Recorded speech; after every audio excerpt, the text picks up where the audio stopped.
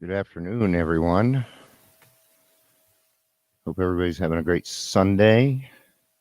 Sunday. I actually do a pretty good one of that, but I don't want to blood everybody's ears because it can get pretty darn loud. All right, good afternoon. Yeah, I just felt like coming on here today and, you know, taking a little bit of time, talk about lack of power stuff.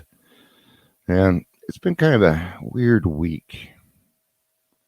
And by weird, I mean there's been a lot of ups and downs, a lot of good things happening. Um, it tends to wear me out. Um, when I do a lot of talking and especially the podcasting wears me out. Um, I don't, I don't just sit there and listen to people's stories. I want to be involved with them and I become a part of them. Yeah, I don't know that I'd be able to do two podcasts in a row. It spends a lot for me emotionally. Um, so that's why sometimes you'll see me disappear for a day or two. It's just I need to decompress. Um, but now that I'm learning that schedule, I'm decompressing quicker. I'm learning how to deal with that a little bit better, right? So it's progress, good stuff. Maybe one day I'll be able to do it without getting off a crying. Maybe we'll see. Some of these stories can be very heart wrenching. So all right. Lack of power is what I wanted to talk about today. And it happens to be in the reflection. So good for us. That worked out really well. We are powerless over our addictions. That admission brought us to the program, where we learn through unconditional surrender that there is victory in defeat. So unconditional surrender is I don't know. I would take unconditional surrender as you're not going to take anything from me, but you're taking my misery. So, I have to think on that a little bit, see what they mean by it. After a time, we learn in 12-step work that we were not only powerless over our addiction, but over the addictions in others. We cannot will another person to sobriety, for example, any more than we can hold back the sunset. And I've heard people talking about this a lot lately, where they have loved ones or friends or people that they know in the program um, that may have gone back out, or that are having a hard time, or that are coming into the program. Um, I'd say the first thing that we do is we do not shoot our wounded. Um, and when it comes to your sponsor and AA, and things like that, we are in it for the long haul. We're not here to just, this isn't a one and done. I still talk to my first sponsor. Um, you know, we went through a lot together, but um, yeah, I'm going to kind of get into that. There's a thing that I have around it. Um, we may minister to another person's physical needs. We may share with him cry, and we may take him to meetings, but you're not going to be able to do much more than that. But we cannot get inside his head and push some sort of magic button that will make him or her take the all important first steps. Do I still sometimes try to play God? The answer to that is yes. We are human and we do it. Question is, how quickly do we recognize it and then change it? Okay. That's like, this was a while ago, obviously, but my daughter was living with me, and my ex-wife was saying, well, what are we going to do when, if she decides to run away again? And I told her that's not a matter of if, it's a win. It's going to happen. We know this. Um, so I told my daughter, lock the front door, please. I'm not going to stay up all night. If she's going to sneak out of the house, then at least make sure you lock the front door when you leave. All right. So I really wanted to get into the lack of power portion, and I can only talk for myself here.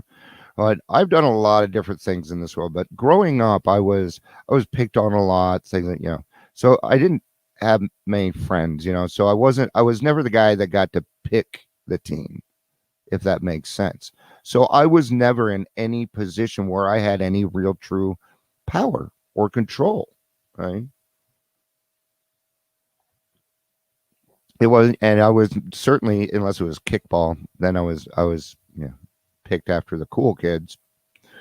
But I was never in any kind of place where I had power or where I got to make decisions for a group of people, right? So growing up, this continued to happen. Now I noticed this when I did live action role playing. Okay? I wrote a book a long time ago. It was about live action role play. It was called LARPing. Okay? Yes. So with that comes a lot of geeks. It's the way it is. Well, I would notice that these geeks would have control or power in the game and they would just fuck it up. Like the simplest stuff, they would just screw it up. And I really, really looked at this. They never had a chance. They were never taught how to handle control or power. And they usually go crazy with it, right?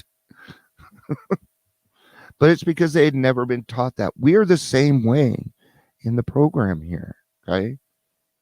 We haven't had this chance before. We haven't been given this before.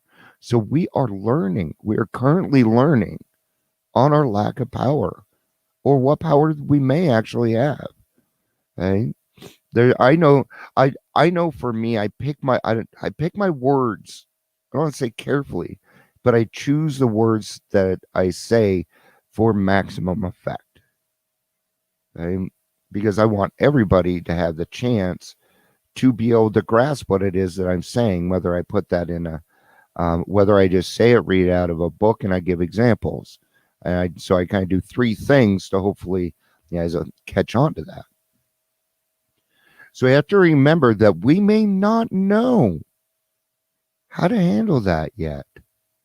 Right? Go take some managing classes, managing 101.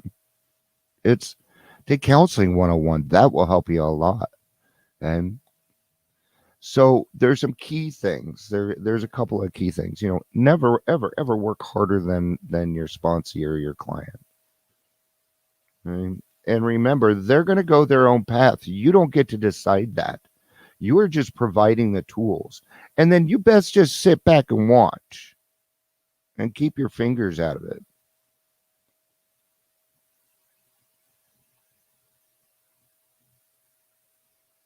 Trying to figure out, let's see. Our 12th step also says that as a result of practicing all these steps, we have found something called the spiritual awakening. To new AAs, this often seems like a very dubious and improbable state of affairs. What do you mean when you talk about spiritual awakening, they may ask? Hey, for me, that was just finally figuring out that God is doing for me what I cannot do for myself. That He's keeping me sober when I could not do it myself.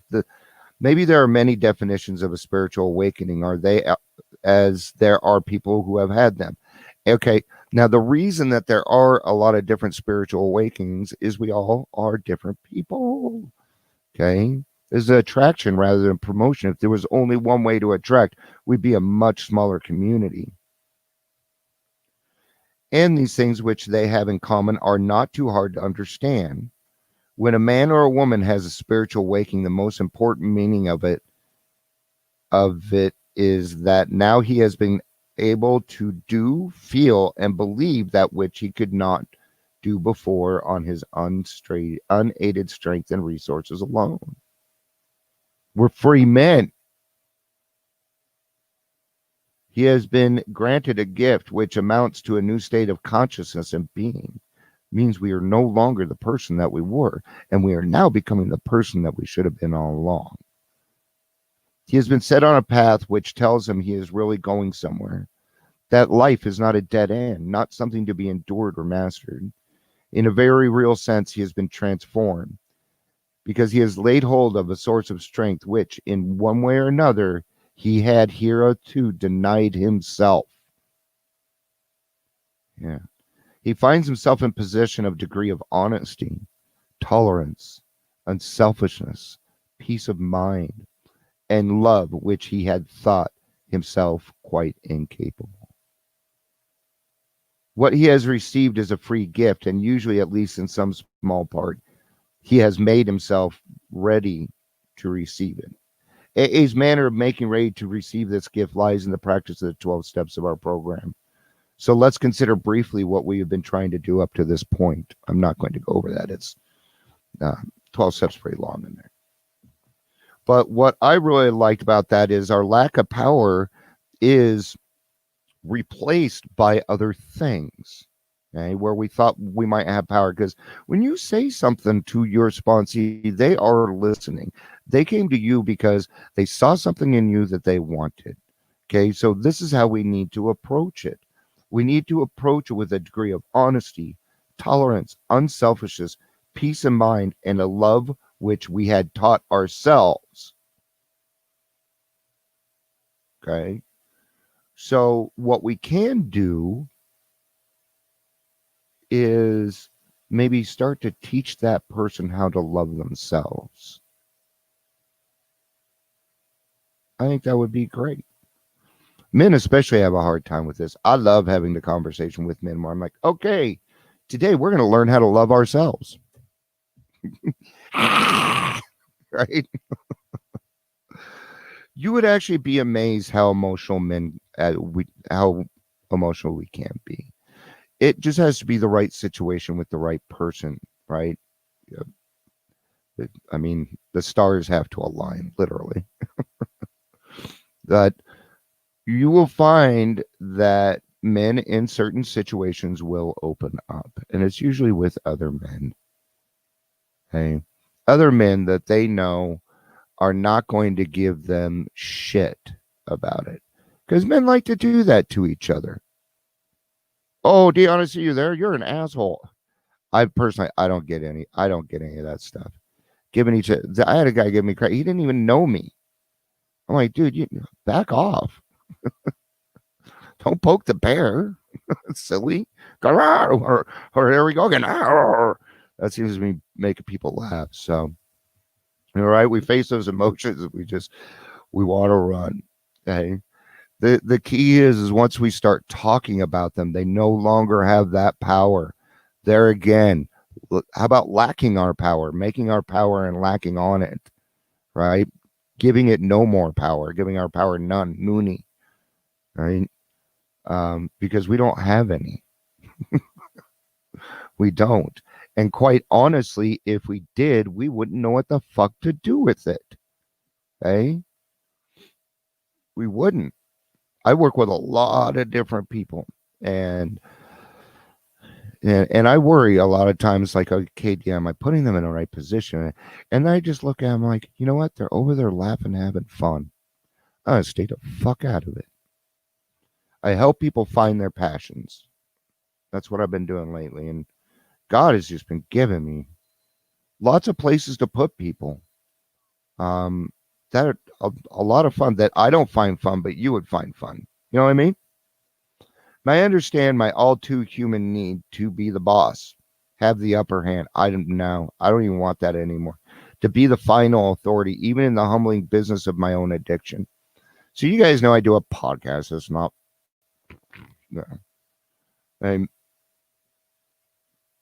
But I have no control over what goes on. Okay? You can even talk to the people that I work with. I don't have anybody working for me. No way. I don't want that. Okay?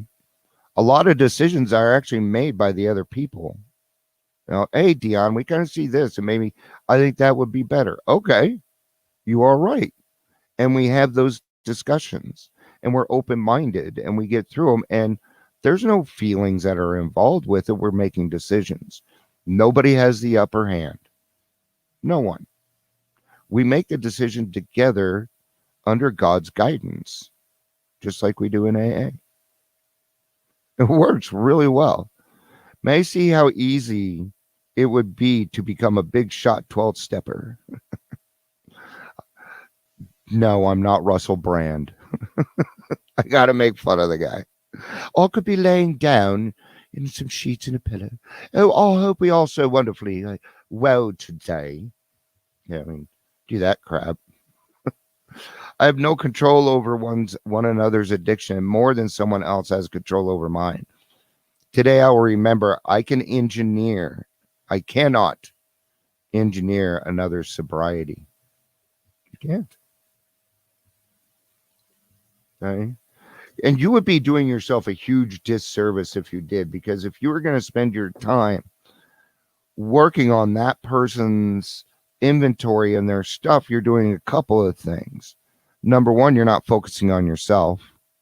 So you're hurting yourself. You're hurting the other person because you're actually thinking about yourself and not them. Okay. It continues on and on. You have no control. So we give them the spiritual set of tools. We lay them at their feet and we say, go for it, dude. If you have questions, let me know. I will be here. I will not do the work for you. Right?